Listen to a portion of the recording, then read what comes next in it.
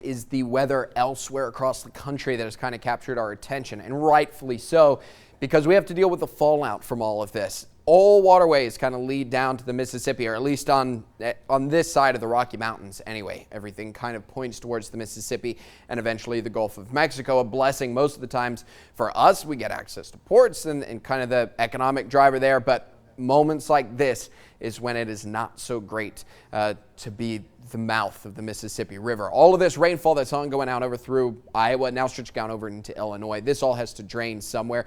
And the reason I'm pointing this out, it is not these showers in particular. It is not this little isolated cell here that's going to do us in. But they've had a lot of rain here over the last couple of days. It continues to rain. This is the Mississippi River Valley right here. All of this water eventually gets into the Mississippi. And you look down at those showers down over through Arkansas. They have more on the way today, by the way, that are supposed to pop up later this afternoon. That all flows into the Arkansas. And the Arkansas then flows down into the Mississippi just south of Memphis, all of which works its way down towards us.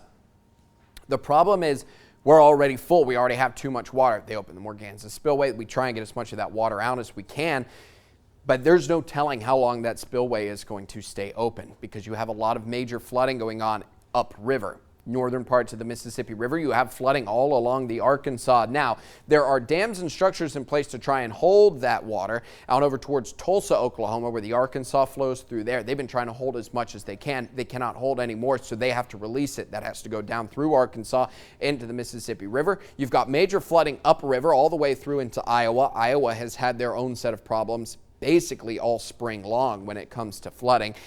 All of that water has to go somewhere as well, and it takes a long time for it to get down here. We are talking weeks where we may see this spillway opened up. More and more water flowing through. It can only get out into the Gulf of Mexico so fast. So this is going to be a long time event. This is probably going to go, again, for several weeks. Sunday when we open it, that's just kind of the beginning. That is not necessarily the beginning of this ordeal that we're going to deal with Morganza. Let's talk a little locally now. Butte La Rose, this is down over along the Atchafalaya River, one of the communities that will watch very, very closely exactly how all of this water is behaving. They had those meetings yesterday to try and tell them what they could expect. Now, the gauge levels at the Atchafalaya River are above flood stage. You're sitting at about 20 feet right now. So the good news is that at least it's staying there. You don't see it spiking before the gateways open. The gateways open on June 2nd, by the way. That is right here. Now notice that it stays kind of flat right afterwards. You're not going to see a major spike. This is not a wall of water that comes rushing down. It takes a while for that water to get down there. In fact, last time they opened it, this is 2011 now, they opened the gate on May 14th. That's right here.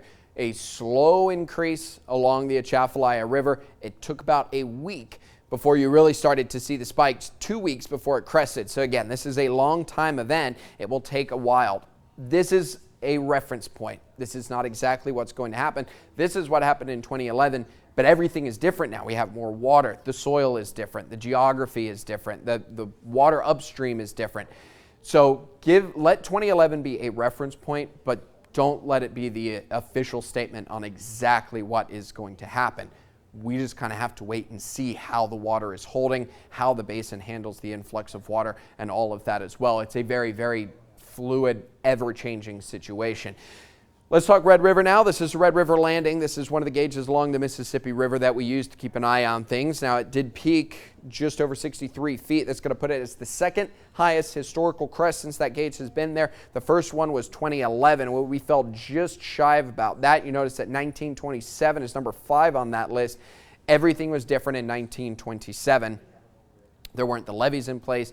There weren't the gateways, the structures, all of that infrastructure that we have controlling the river or trying to control the river as best we can. That wasn't there. So that's why these numbers are higher and why you haven't, seen a repeat of the 1927 flood. Now, the Red River Landing, this go around on June 2nd when they open up the Morganza, it's heading upwards. It gets to about 62 feet. They're going to open those gateways, and then that should level that off. Holding certainly at flood stage, well above flood stage, but should hold there at about 62 feet as all that water starts to then drain on into the Atchafalaya.